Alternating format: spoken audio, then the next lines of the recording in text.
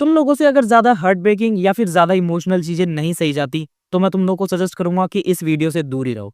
क्योंकि आज की इस वीडियो में मैं मोस्ट हार्ट ब्रेकिंग माँगा जो कि मैंने कभी भी पढ़ी है, उसको कवर करने वाला हूँ। तो अगर तुम लोग को इमोशनल चीज़ें नहीं पसंद या फिर तुम लोगों से नहीं सही जाती, तो प्लीज़ इस वीडियो से दूर रहना क्योंकि ये माँगा बहुत ही ज़्यादा इमोशनल और हार्ट ब्रेकिंग है। तो इस माँगा का नाम है द होराइज़न, जो कि तुमने शायद कहीं न कहीं तो सुना होगा ही। और अगर नहीं सुना तो आज इसकी स्टोरी सुन लो। सबसे पहले तो मैं तुम लोग को एक और चीज़ सजेस्ट करना चाहूँगा कि जितना हो सके तुम लोग इस माँगा को खुद पढ़ने की कोशिश करना, क्योंकि इसकी जो आर्ट है और इसके जो विजुअल्स हैं, वो मुझे काफ़ी ज़्यादा अच्छे लगे थे। इसीलिए मैं चाहता हूँ कि वो आर्ट्स, वो विजुअल्स, वो सारी चीज़ें तुम लोग खुद देखो और खुद से एक्सपीरियंस करो, तभी तुम लोग को ये माँगा और इसकी स्टोरी का असली मतलब समझ में आएगा। इस माँगा के अंदर हम लोग को एक ऐसे लड़के की स्टोरी दिखाई गई है जो कि एक वॉर वाली सिचुएशन के बीच में अकेला सर्वाइव कर रहा है। उसकी माँ उसकी आँखों के सामने मर गई उसको बचाते हुए। और जब उसको ये चीज़ पता चली कि उसकी माँ मर चुकी है, तो वो बेचारा उस चीज़ को प्रोसेस ही नहीं कर पाया। वो इस चीज़ को समझ ही नहीं पाया कि उसके सामने एक लाइफ़ खत्म हो चुकी है। और वो छोटा बच्चा, जितनी भी उससे कोशिशें हो सकती थी, उसने वो सारी कोशिश कर ली अपनी मरी हुई माँ को वापस से ज़िंदा करने की। वो छोटा बच्चा अपनी माँ का जो ब्रेन निकला हुआ है, वो सारे ब्रेन को वापस उसके हेड में रीस्टोर करके उन्हें वापस से ज़िंदा करने की कोशिश कर रहा था। लेकिन थोड़ी देर के बाद उसको ये चीज़ पता चल गई कि उसकी माँ अब इस दुनिया में नहीं रही और वो वापस से ज़िंदा नहीं हो सकती। इसीलिए उसको अब जीना होगा, चाहे उसको अपनी माँ के बिना ही क्यों ना जीना हो। वो बच्चा रियलिटी को एक्सेप्ट करके और अपनी माँ को वहीं छोड़कर वहाँ से चला जाता है। चलते-चलते उसको रास्ते में एक बस मिलती है और वो उस रात को उसी बस में सो जाता है। अगली सुबह जब वो उठता है तो उसको उसी बस में एक लड़की दिखाई देती है, जो कि उसी की तरह बिल्कुल कंप्लीटली अकेली है। उसके पास भी अपना कोई नहीं है। और लड़का थोड़ी देर तक तो उसको घूरते रहता है और फिर थोड़ी देर बाद ये डिसाइड कर लेता है कि वो उस लड़की के साथ चलेगा और उस लड़की के साथ ही रहेगा। यहाँ से शुरू होती है लड़के और लड़की की अपनी अलग जर्नी, जो कि बस रोड पर चलते जा रहे हैं क्योंकि अब इनकी बस भी ब्लास्ट हो चुकी है। क्योंकि सिचुएशन एक वॉर वाली है जहाँ पर सारे लोग बस एक दूसरे को मारने के बारे में ही सोच रहे हैं। तो अब इनकी बस पर भी किसी ने अटैक कर दिया। लकीली ये दोनों तो उस बस से सर्वाइव कर जाते हैं, लेकिन वो बस पूरी तरह से ब्लास्ट हो जाती है। और उसी वॉर वाली सिचुएशन में जहाँ पर गोलियां चल रही हैं, बॉम्ब्स गिर रहे हैं, उस सिचुएशन से ये दोनों बचकर निकलते हैं और फाइनली इनको रोड मिल जाता है और अब ये उस रोड पर चलने लगते हैं। अब इसके आगे जाकर वो एक अजीब से आदमी से मिलते हैं जो कि कंप्लीटली अकेला था। छोटे लड़के को वो आदमी काफी ज्यादा अजीब लगता है, इसलिए वो डिसाइड करता है कि वो उससे दूर ही रहेंगे। लेकिन वो अजीब आदमी उन दोनों को फॉलो करने लगता है और थोड़ी दूर चलने के बाद जब बच्चा अपना पानी पीने लगता है, तो वो अजीब आदमी बच्चे से उसका पानी छीनकर पूरा का पूरा पानी पी जाता है। वो आदमी उनका हर जगह पीछा करता है और लड़का और लड़की जहां जहां जाते हैं, वो आदमी उनके पीछे पीछे चलता रहता है। जब रात हो जाती है तो लड़का डिसाइड करता है कि वो दोनों वहीं पर किसी एक जगह पर सो जाएंगे और वो आदमी वो भी उनके साथ ही सोने लगता है। जब वो आदमी पूरी तरह से सो जाता है तो लड़का डिसाइड करता है कि यही उनके पास चांस है उस आदमी को छोड़कर भागने का। लेकिन जैसे ही लड़का और लड़की दोनों भाग रहे होते हैं उसे छोड़कर, तभी सडनली एक बॉम्ब गिरता है और बहुत ही तेज की आवाज होती है। इस आवाज से वो आदमी जाग जाता है और तुरंत ही उन दोनों का पीछा करने लगता है वापस। अब लड़का और लड़की अपनी पूरी जान लगाकर भागते हैं, लेकिन वो आदमी उनका पीछा नहीं छोड़ता। अब लड़का डिसाइड करता है कि कभी ना कभी ये आदमी फिर से सोएगा और उन लोगों को फिर से एक मौका मिलेगा इस आदमी से छुटकारा पाने का। लेकिन कुछ टाइम तीनों के साथ में बिताने के बाद लड़की ये चीज डिसाइड करती है कि उन्हें इस आदमी को नहीं छोड़ना चाहिए, क्योंकि वो भी अपनी लाइफ में पूरी तरह से अकेला है। अब लड़की और इस अजीब आदमी के बीच में रिलेशंस बढ़ने लगते हैं और अजीब आदमी काफी ज्यादा अजीब अजीब हरकतें करने लगता है। और एक टाइम तो ऐसा आता है जब ये अजीब आदमी पूरी तरह से अपना कंट्रोल खो देता है और उस लड़की को अब्यूज करना शुरू करता है। लेकिन वहां पर अपना लड़का लड़की को बचा लेता है और उस आदमी को स्टैब करके दोनों वहां से भाग जाते हैं। अब इसके आगे जहां वो लोग पहुंचते हैं तो उन्हें कुछ लोग किडनैप कर लेते हैं और अपनी गाड़ी में लेकर चले जाते हैं। अब ये गाड़ी खंडर से शहर में जा रही होती है और ये जो लोग हैं वो इन बच्चों को शायद बेच देंगे या कुछ भी इनके साथ करेंगे, लेकिन वो जो भी इनके साथ करेंगे वो बिल्कुल भी अच्छा तो नहीं होने वाला। अब इसके आगे हम लोग देखते हैं कि ये गाड़ी एक अबैंडन से शहर में एंटर करती है और इस गाड़ी के शहर में एंटर करते ही उस गाड़ी पे कोई गोलियां चलाना शुरू कर देता है और धीरे धीरे करके इस गाड़ी में जितने भी लोग थे बच्चों को छोड़कर उन सारे लोगों को कोई मार देता है जान से। और फिर उन दोनों बच्चों को एक आदमी जो कि सूट में होता है वो उस गाड़ी से निकाल कर अपने साथ ले जाता है। इसके आगे वो सूट वाला आदमी दोनों बच्चों को ठीक भी करता है, उनको मेडिसिन भी देता है और उनकी पट्टी वगैरह भी करता है और साथ ही साथ वो उनको अपने साथ रखता है और खाना भी खिलाता है। अब इसी सूट वाले आदमी के साथ रहते रहते अपना लड़का गन चलाना भी सीख लेता है। इस सूट वाले आदमी के साथ रहते रहते बच्चों को ये चीज पता चल जाती है कि ये जो आदमी है वो जितने भी लोगों के हाथ में गन्स देखता है वो उन सबको मार देता है। जब बच्चे उससे पूछते हैं कि वो ऐसा क्यों करता है तो आदमी बताता है कि जिस भी इंसान के हाथ में गन है उसने पक्का किसी ना किसी इंसान को तो मारा होगा और अगर उसने किसी इंसान को मारा है तो सोच के देखो कि वो आगे कितने और इंसानों को मार सकता होगा। और इसीलिए उन आगे मरने वाले लोगों को बचाने के लिए ये सूट वाला आदमी उन सारे लोगों को मार देता है, ताकि आगे होने वाले जो मर्डर्स हैं वो रोक लिए जाएं। इन तीनों के साथ में एक साथ रहते रहते लड़की को एक दिन एक चीज पता चलती है कि इस आदमी ने इस शहर के अंदर बहुत ही सारी डेड बॉडीज को लटका रखा है, और ये लोग जो मीट खाते हैं वो शायद इंसानों का ही मीट है। और उसी रात को लड़की एक खाली कमरे में पहुंच जाती है जहां उसको एक आदमी लटका हुआ दिखता है। वो आदमी कहता है अगर वो लड़की उसको यहाँ से आजाद कर देगी तो वो प्रॉमिस करता है कि लाइफ में आगे और किसी को भी नहीं मारेगा और वो इस जगह को छोड़कर हमेशा के लिए चला जाएगा।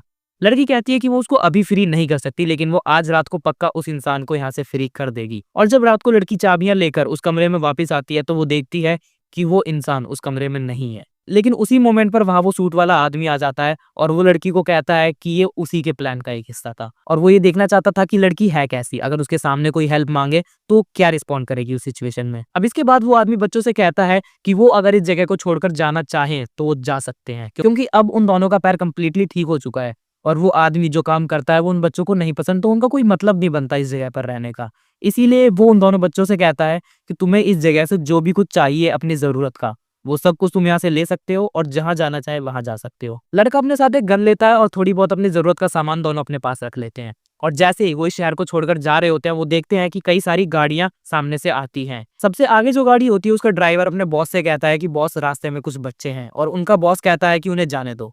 और ये आदमी वही होता है जिससे वो लड़की रात को मिली थी, और उसी आदमी ने उस लड़की से हेल्प मांगी थी अपने आप को आजाद करवाने के लिए। अब इसके बाद हम देखते हैं कि जितनी भी गाड़ियां हैं वो सारी उसी अबैंडन शहर में जा रही हैं जहां पर वो सूट वाला आदमी रहता है। और वो आदमी उसी शहर की सबसे बड़ी वाली बिल्डिंग पर खड़ा है अपने हाथ में एक रिमोट लेकर, और उसके दूसरे हाथ में उसकी फैमिली की फोटो है। वो लास्ट टाइम अपनी फैमिली की फोटो को देखता है, अपनी फैमिली को याद करता है, और उस रिमोट वाले बटन को दबाकर उस पूरे शहर को ब्लास्ट कर लेता है अपने साथ साथ। इसके बाद हम लोग को लड़की की बैक स्टोरी बताई जाती है कि इस वॉर वाली सिचुएशन में कैसे कुछ गिने चुने लोग एक बस लेकर इस सिचुएशन से बचने की कोशिश कर रहे हैं। उनसे जितना हो सकता है, जहां हो सकता है वो वहां जा रहे हैं, और खाने की और रहने की जितनी भी चीजें उनसे हो सकती हैं वो उन सारी चीजों को इकट्ठा कर रहे हैं। लेकिन सडनली इनके बस में जितने भी लोग होते हैं उनमें से एक इंसान को एक बीमारी हो जाती है, और ये बीमारी ऐसी होती है जिसका इलाज अगर जल्दी नहीं किया गया तो वो इंसान मर जाएगा। लेकिन इस बीमारी की एक और खासियत है कि ये बीमारी बहुत ही जल्दी दूसरों को भी लग जाती है साथ में रहने से या फिर छूने से। और जिस इंसान को ये बीमारी होती है वो बस रुकवाकर उस बस से बाहर चला जाता है और बाकी लोगों को कहता है कि उन लोगों को अपनी जर्नी कंटिन्यू करनी चाहिए। अब जैसे ये बस आगे बढ़ती रहती है तो धीरे धीरे एक के बाद एक सारे लोग इस वायरस से इन्फेक्ट हो जाते हैं, और लास्ट में सिर्फ ये लड़की बचती है। इवन इस लड़की के डैड भी इसी वायरस से इन्फेक्ट हो जाते हैं और उन्हें अपनी बेटी को अकेला छोड़ना पड़ता है। अब उसी इंसिडेंट के बाद उसी रोड पर वो बस खड़ी थी और वो लड़की उस दिन के बाद से उसी बस के अंदर थी जब तक उसको वो लड़का नहीं मिल गया। ये तो बैक स्टोरी लड़की थी। अभी अगर प्रेजेंट की टाइमलाइन में आए तो लड़का और लड़की उस शहर से निकलने के बाद डिसाइड करते हैं कि वो अब बस चलते रहेंगे। काफी दिनों तक चलने के बाद एक दिन रोड भी खत्म हो जाता है और वो लोग जंगल में एंटर कर जाते हैं। जंगल में एंटर करते ही उन्हें एक लड़का और एक लड़की दिखते हैं जो कि सेम उन्हीं की तरह थे। लड़का और लड़की दोनों ही उन्हीं की एज के थे, और उनमें से जो लड़का था उसके पास एक गन भी थी। मतलब ये दोनों भी उन दोनों की तरह ही सर्वाइवल्स हैं जो कि इस सिचुएशन में बचते बचाते कैसे भी करके खुद को जिंदा रखने की कोशिश कर रहे हैं। दोनों लड़के एक दूसरे को देखते ही एक दूसरे पर गन तान देते हैं, लेकिन लड़कियां ये बात समझ जाती हैं कि दोनों में से कोई भी बुरा नहीं है, इसीलिए वो दोनों अपने पार्टनर्स की गन को नीचे करवा देती हैं। और जैसे ही ये दोनों अपनी गन्स नीचे करते हैं सडनली वहां पर एक बॉम्ब गिरता है, और इस धमाके में जो अपना मेन कैरेक्टर है उस लड़के को छोड़कर बाकी तीनों मर जाते हैं। और इन तीनों की डेथ उस लड़के के लिए इतनी ज्यादा ट्रॉमेटिक थी कि वो इस सिचुएशन में अब रोया भी नहीं। वो अपनी लाइफ में इतना ज्यादा रो चुका था कि इस सिचुएशन में उसकी आंखों से आंसू ही नहीं निकले। उसको बस ऐसा लगा कि वो एक गहरे समुद्र में डूबता जा रहा है और उसको कोई भी नहीं बचा सकता। इसके बाद काफी ज्यादा टाइम बीत जाता है और अब लड़का बूढ़ा हो चुका है। एक जंगल सी जगह पे एक घर बनाकर वो लड़का अकेला ही रह रहा है। वो लड़का जंगल जाता है, शिकार पकड़ कर लाता है, पानी में से मछलियां लेकर आता है और जैसे भी कैसे करके अपनी जिंदगी काट रहा है बस। एक दिन फिशिंग करते हुए उस बूढ़े आदमी को एक लड़का और एक लड़की मिलते हैं, और उन दोनों को देखते ही उसको अपने पास्ट की याद आ जाती है, इसलिए वो उन दोनों को छोड़कर वहां से चला जाता है। वो पहले तो उन दोनों पर बंदूक तान देता है, लेकिन जब उसको अपने पास्ट की याद आती है तो उन दोनों को छोड़ देता है और अपने घर में अकेला वापस चला जाता है। लेकिन ये जो कपल्स हैं वो दोनों इस चीज को समझ लेते हैं कि ये जो बूढ़ा आदमी है वो एक अच्छा आदमी है, इसीलिए जो कपल सेब लेकर आए हुए थे वो उस सेब को उस बूढ़े आदमी के घर ले जाते हैं और वहां पर जाकर रख देते हैं। धीरे धीरे इन तीनों के बीच में रिलेशंस काफी अच्छे होने लगते हैं, और अब ये बूढ़ा आदमी धीरे धीरे करके उनके घर भी जाने लगता है और उनको अपने घर भी आने देता है। अब ये बूढ़ा आदमी उन दोनों को अपनी लैंग्वेज भी सिखाता है क्योंकि ये दोनों सर्वाइवल्स किसी और जगह से आए हुए थे और इनको इस बूढ़े आदमी की लैंग्वेज नहीं आती थी। इसीलिए अब ये बूढ़ा इनकी फैमिली का एक मेंबर हो चुका है। लेकिन एक दिन समुद्र के किनारे जब ये दोनों कपल्स आपस में बात कर रहे होते हैं, तभी एक बहुत ही बड़ी लहर आती है और उनमें से लड़के को अपने साथ डुबा ले जाती है। जब बूढ़ा ये चीज देखता है तो उसको पता चलता है कि लाइफ में चाहे कितना भी कुछ क्यों ना हो जाए, उसको खुशी कभी नहीं मिलती। वो ये चीज सोच ही रहा होता है कि उसकी लाइफ में शायद खुशी है ही नहीं और वो खुशी डिजर्व ही नहीं करता। लेकिन फिर उसको एक उम्मीद की किरण मिलती है और वो उस समुद्र में चला जाता है उस आदमी को बचाने के लिए। और जिस मोमेंट पर वो बूढ़ा उस आदमी को ढूंढ लेता है तो उसको ऐसा लगता है कि वो अपने उस यंगर सेल्फ को बचा रहा है जो उस लड़की के मरने के बाद पानी में डूब चुका था। और फाइनली वो बूढ़ा बड़ी मेहनत के बाद उस आदमी को वहां से बाहर निकाल कर आ जाता है। इसके बाद हम देखते हैं कि टाइम थोड़ा और बीत चुका है और ये जो कपल्स हैं उनको एक लड़का भी है और ये लड़का उस बूढ़े आदमी को दादा कहता है। और इस स्टोरी के लास्ट में जाकर फाइनली उस बच्चे को वो चीज मिल गई जो उसको हमेशा से चाहिए थी, एक फैमिली। यही थी दी होराइजन मांगा की पूरी स्टोरी।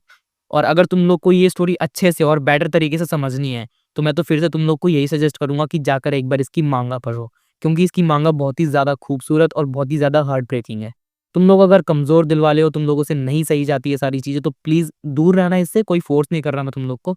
लेकिन अगर तुम लोग को कुछ बहुत ही ज़्यादा अच्छा पढ़ना है और कुछ बहुत ही ज़्यादा अलग पढ़ना है तो एक बार दी होराइजन मांगा को तो ज़रूर ही चेक करना। बाकी thank you so much for watching this video और अपना ख्याल रखना।